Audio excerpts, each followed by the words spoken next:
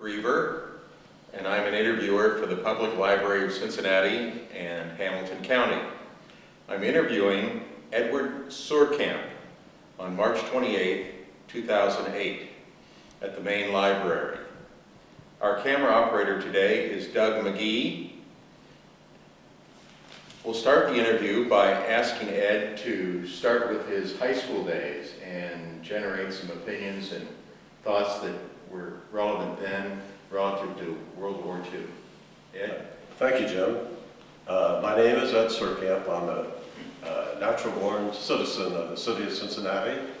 I went to Oyler School in grade school, which was one of the first pre-college educational schools in Cincinnati. It had 9 grades, and it was one of the first ones built. From there, I went to Western Hills High School in the 10th grade, and in my senior year, I quit because my parents were sick and I had to go to work to take care of them. And at that time, I got a job downtown Cincinnati at the Globe Tailoring Company in the shipping department. And I worked every day, and then I went to school at West Knight High, which is Hughes High School, to finish my senior year. And after I graduated from West Knight High, I went to Xavier University for 2 years, UC University for 2 years at night to get my associate degree in sales and marketing. And after I finished the Globe Tailoring Company, the war broke out, and I went to work for Wright Aeronautical out in Lockman, or Evendale. And I worked as a purchase parts expediter there until I was drafted into the service. So that's kind of the story of my background. The thing I want to impress about the education part of it is the fact that I don't know what made me do this, but I was determined to get a high school diploma. That's why I went 5 nights a week at West Knight High to graduate. There was nobody inspired me to do that. I just wanted to do it for myself because I thought it was a natural thing to do. So that kind of takes care of the background up to that point. And then I was drafted into the Army from Wright Aeronautical. What year was that in? I was drafted in April, or excuse me, I got these dates down here, but I want to get the right one. Where have I got that here? I was drafted in August of 1945, and I was in the military until April of 1950, which represents 5 years altogether. I did not spend all 5 years overseas. Part of that was I had to stay in the reserve for so many years after I came home. But I was in the Army. I was in the 1st Division of Infantry, which was nicknamed the Flaming Sword, under the command of General Eisenhower. And the date of my service was August of 45 to April of 1950. My place of induction was Fort Hays in Columbus, Ohio. And that was an experience of my own of itself, because half of the guys that were there really didn't want to go into the military. They tried to do everything they could to flunk the physical, even to passing the urinal bottles down the tray and let everybody else pee in other people's bottles, hoping they would be rejected. That's just a little side fact. I thought it was horrible, but anyway, that's where it all happened. From there, I was able to go home for several days, and then I got my orders to report to Camp Atterbury in Indiana. And to that point, I want to say this was in the paper in the last couple of days about the 75th anniversary of Union Terminal. And I got to tell you, when I shipped out of the Union Terminal, it was nothing but head-to-head people down there. 3/4 of them being military people. So it's a great remembrance to me, and celebrating 75 years is quite an achievement for them. Out of Camp Atterbury, I was shipped to Camp Croft, Spartanburg, South Carolina. And believe you me, South Carolina has the hardest ground in the world. When you fall down with your rifle, you can really feel that you're hitting the good earth. And a little background experience about our training down there. There were 3 battalions in our group, A, B, and C, and I was in A. And Sergeant Elliott was our director in charge there. Drill instructor. Drill sergeant. Meanest person in the world. I thought, I'm going to shoot him if I get some live ammunition. But I really got to like the guy after a while because he was straight Army. I mean, you didn't screw around, you didn't mess around with him. And he knew it. And you know, I had the hardest time. You had to open the cartridge and press down and squeeze the trigger. And I could not do that. And at 5 o'clock in the morning, he'd get you out there in front of that barracks and have you do this. And he knew that I didn't know how to put the cartridge in that rifle.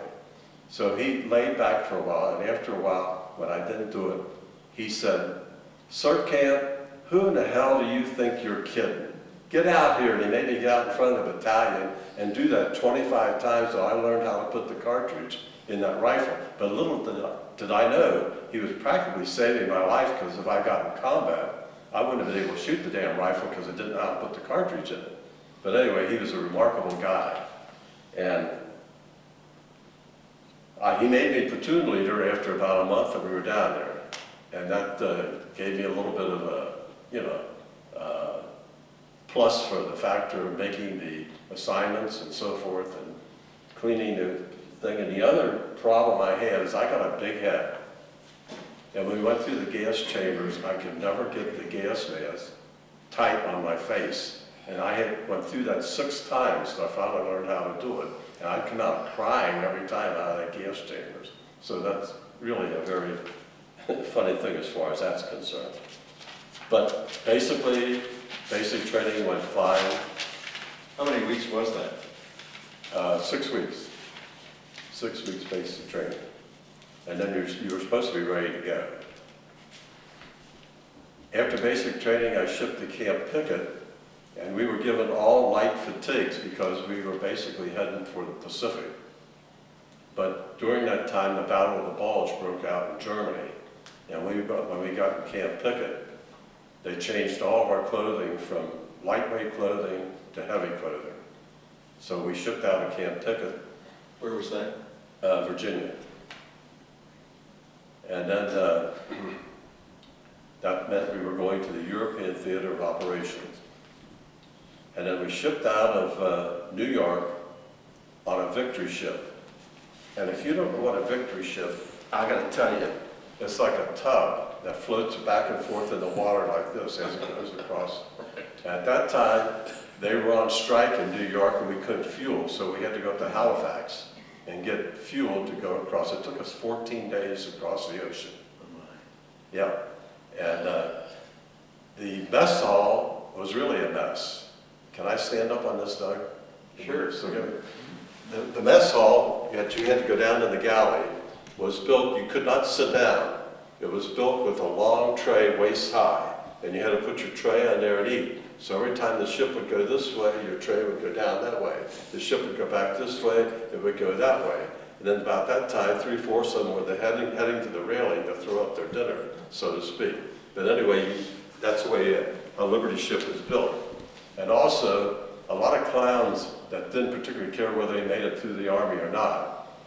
The second night out of port, they were cutting the strings on your berth.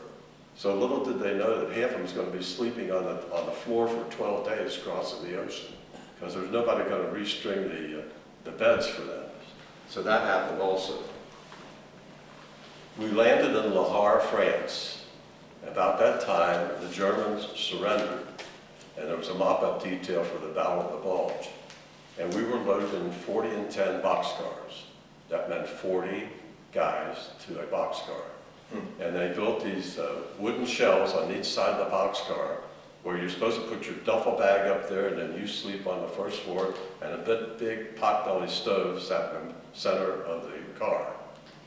Well, 2 days out of Le Havre, France, half of these berths broken, so everybody was sleeping on their duffel bags down on the first floor. And as we pull into railroad crossings, the French are sneaky people. As we pull into crossroads, railroad crossings, if the door was open a little bit, if we had to stop, they would steal the K rations right inside the door of the car. And then before we landed in Marburg, Germany, where we were shipping to, one of the potbelly stoves in one of the cars caught on fire, and the boxcar burned. And they had to transport all those guys to other cars. So we had distributing 40 more people throughout as many cars that was in the train.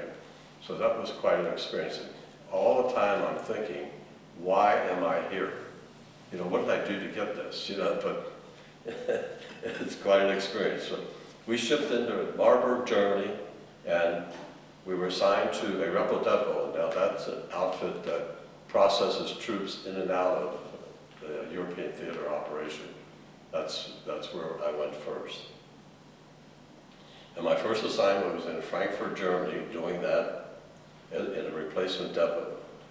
Then I was shipped to Mossbach, Germany with the 176th Troop Battalion to down there, and our goal there was to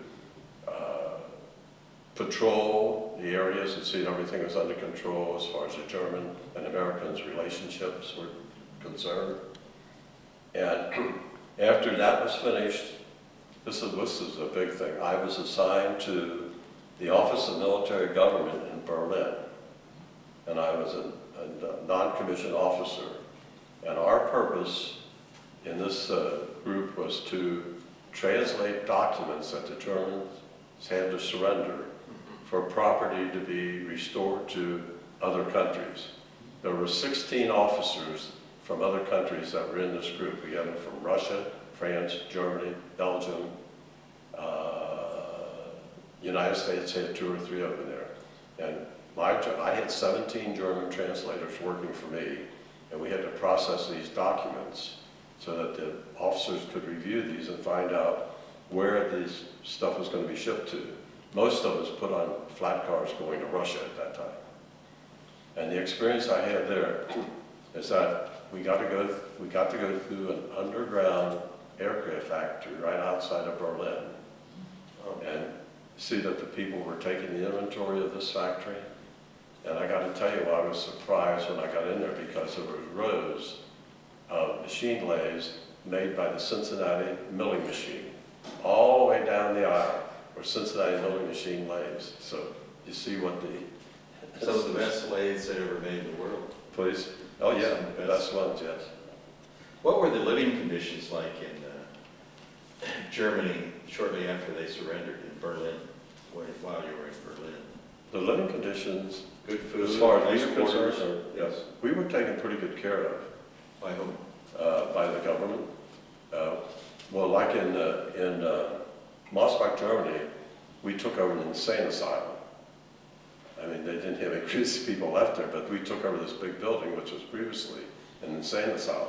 And I was surprised they had one because Hitler was supposed to have killed all those people if they weren't right, you know. So, but anyway, they still had this big building that we took over. And I had 17 German translators working for me, and it was our process to inventory these documents. You had plenty of beer, sauerkraut, and Wiener Schnitzel. The best thing was in Mossbach, Germany, we had a non-commissioned officers club. And we got to go there on Saturday night, and they shipped in cognac from France, and we really had good stuff. And we weren't officers. The officers were up on top of the hill. They had homes that they gave them, a complete home. But we were in billets, but we did have an officer, non-commissioned officers club. And the neat thing is about they let the German girls come to this club. Okay. And 3 of us were pretty good dancers, and we taught the German girls how to jitterbug. And so we were top notch. We were head of the group, you know, because all they had to know only thing they knew how to do was the schottisch and the polka. They taught us the polka, we taught them how to jitterbug, so we had a good time. I loved Heidelberg, Germany, when I was there, because it had not been bombed. Berlin was absolutely destroyed. But Heidelberg had not been bombed because a lot of history there, and they turned the city hall into Stardust Gardens for the GIs. And they did bring bands there to play periodically for big dances. So that was kind of a lot of fun too. Am I covering it pretty good, Joe? Very good. Doing okay? Sure. When I shipped home out of Germany, we went through... Did you make any good friends there that you still have contact with? Oh yeah, absolutely. Here's a picture of the 4 of the neatest guys I met in my life. Now, I still hear from them periodically, Christmas time and stuff like that. But we bumped around together, and they were the neatest guy. We were at a bar one night, and they got this old man to come in and have a picture taken with us, a German man. So he thought that was really great. But that was very good. And this is a picture of the battalion that I was with down at Camp Croft. Now, we didn't all go in TAC overseas. Some of them went this way, some went that way. So they didn't all get the same place that we did. But any other questions about Germany? Go ahead. Well, the thing I do want to mention about Germany that I learned over there is that a lot of the people, the German people that you made contact with, really didn't like Hitler. But they couldn't do anything about it because they'd be shot if they came forth and said anything. But the thing that makes me think about all that I saw over there is that what was happening to Germany, and they didn't even realize it was happening. I mean, Germany was a country that was broke, literally broke. They didn't have inside toilets over in Germany for a long time. Hitler put them to work. Regardless of how he did it, he put them to work. But the problem was, it got so big, he had to start gobbling up other countries to keep his economy going. He didn't know how to build up the economy that Germany could stand by itself. He had to get into wars with other countries to show his people that he was a king. He could take over and keep them going. That was a big thing that I learned by talking to those people like that. So it was a very serious thing. And the thing that bothers me a lot is that I relate that to some of the things that's happening in our own country right now. And I get a little concerned that a lot of the general trend of people don't keep interested in what's going on. And things can go on to the point eventually that you can't do anything about it. And I don't want to see that happen here in the United States of America. That's why I stay as active as I possibly can in anything connected with the government. Get off my soapbox. Anyway, when I shipped out of Germany, we shipped out of Bremerhaven, and that was quite an experience because that was a big sub base for the Germans. They had these big subs up there, and they had about 3 or 4 of them in there when I shipped out. And the thing I can remember, there was a African-American boy by the name of Napoleon Willoughby that didn't want to come home. And he wasn't physically fit. He had a lot of problems about it.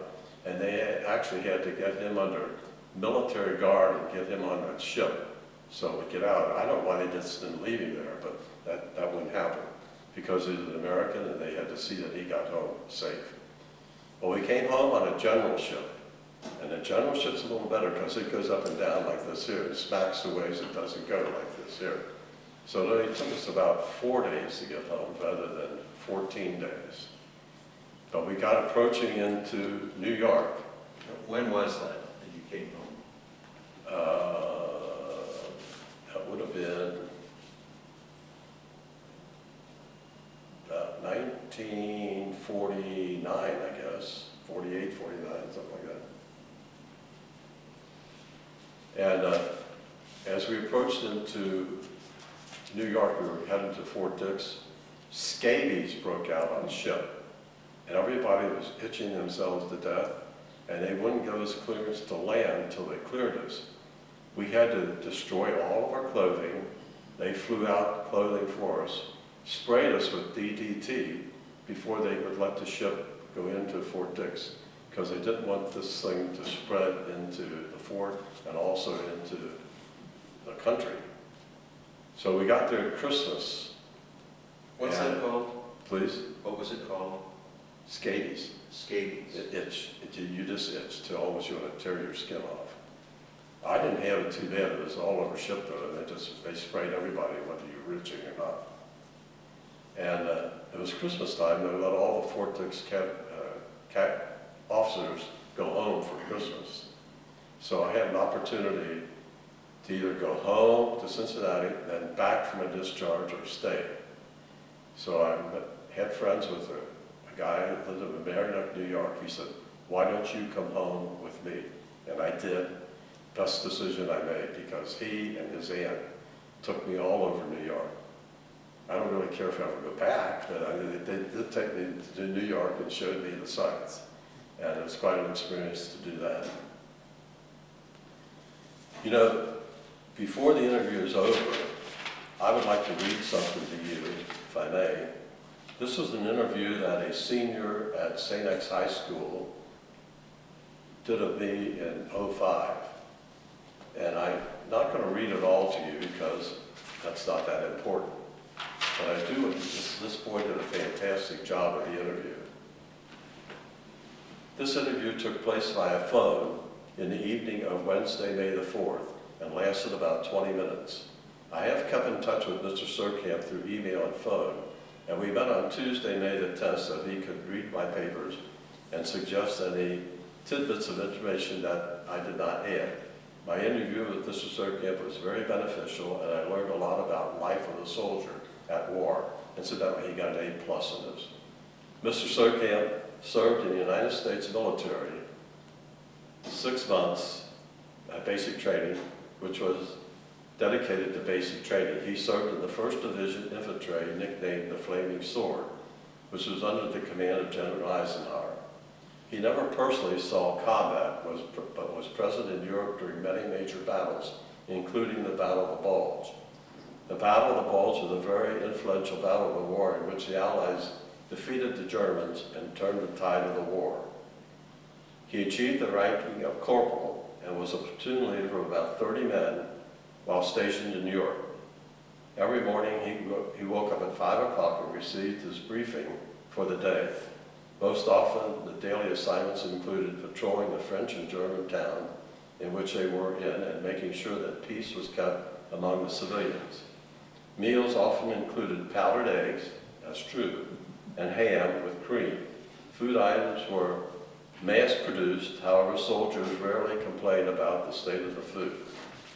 I leave out some of this because it's repetitious.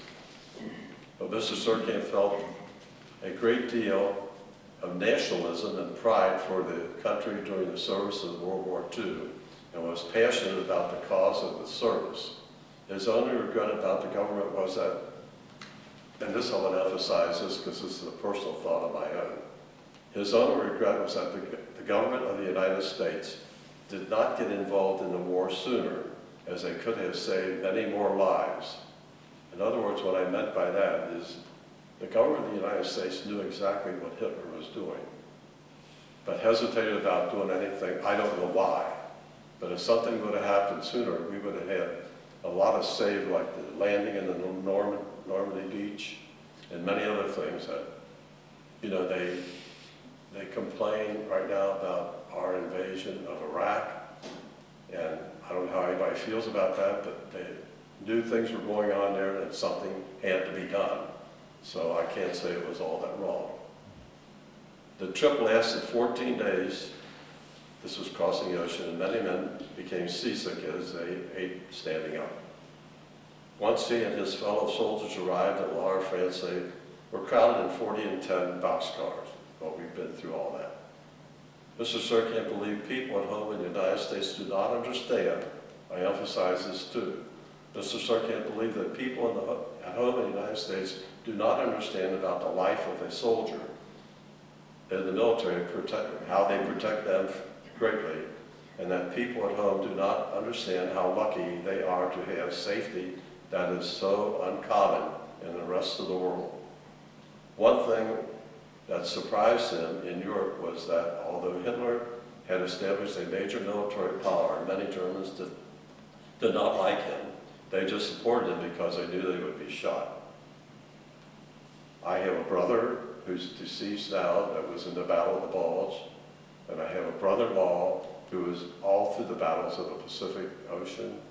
And I have 3 sons out of 8 children now.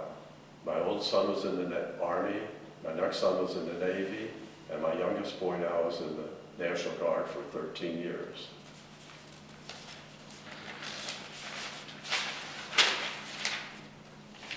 Mr. Seurkamp showed great dedication to his country and service as an example for the nationalism experienced by today's youth.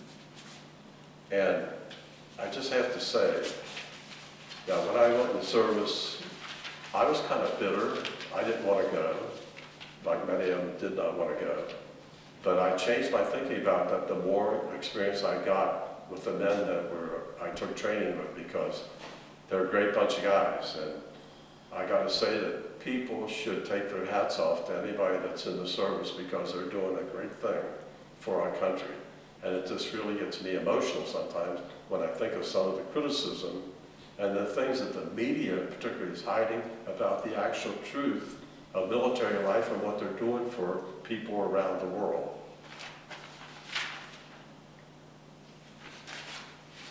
Oh, and after the war, after all that's said and done, I came home, I was single, and I didn't have a job. So I went downtown Cincinnati and put my application in 4 or 5 places. I didn't wait 3 months to draw unemployment like you might hear today, or ask why aren't they doing more for me. I went out and got a damn job. And Fifth Third hired me, and they were going to hire me to be a teller, train me to be a teller. And I got to say, if you work in a bank, you're crazy. But I did meet my wife there. I did meet my wife there. She was in the proof checking department. They ran the checks through a machine then, and it was my job to check their snags if they ran a snag. And her light was going on all the time. She says, now the minute you walked in the room, I nailed you. She said, you were going to be it. So I only worked there about a month, and the F.H. Lawson Company answered an ad that I sent them. So I went to work for the F.H. Lawson Company, who was the oldest manufacturer in Cincinnati. I worked there 40 years. And I worked myself up to vice president of sales. And in 40 years, I was only off 5 days sick when my kids had chicken pox, and I got it with them. And the doctor said to me, this is chicken pox, but if they ever get the mumps, you get the hell over here pretty quick so you can get a shot. I guess he knew what he was talking about.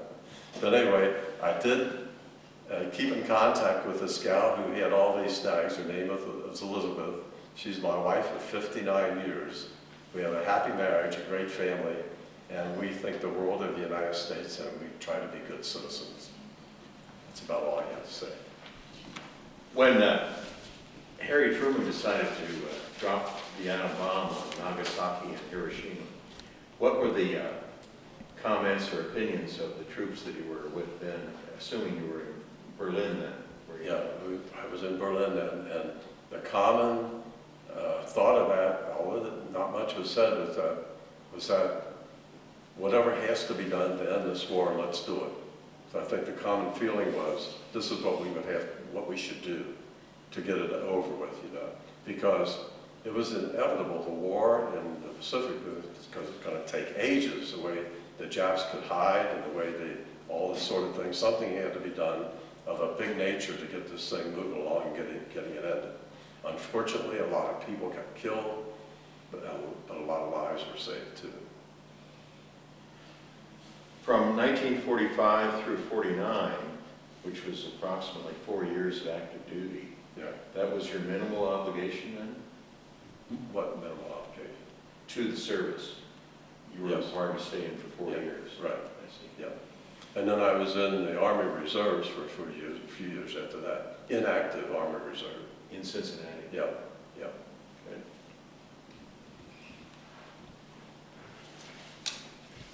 I think I've covered about everything. That about concludes me. Do you have any more questions? Can't think of any at the moment, Ed, but thank you very much. I'm sure your family and the American public will show great appreciation for the time that you spent defending our country. And Well, as I said, I was not in combat, but I did the job that I was sent to do. I mean, I tried to do it to the best of my ability. And I just admire the people who actually fought to defend our country and the things that they had to go through. It's absolutely great. And you certainly inspired your children, 3 of your boys, Right, to right. serve in the Well, along that same line, something else I think of, I don't think it would be too bad for us to consider one of these days that a lot of the kids coming out of high school, if they should go in the military before they decide what they want to do, because many of them go to college and they don't even know why they're there, you know. Before they waste away 2 or 3 years of college, I better decide something before I finish up the 4th year or something like that. So I think that they went in the military, and military life isn't all that bad when you come to think of it. Several European countries have a mandatory requirement for service. They do. They do. Well, I know it'll probably never happen, but it wouldn't be a bad thing.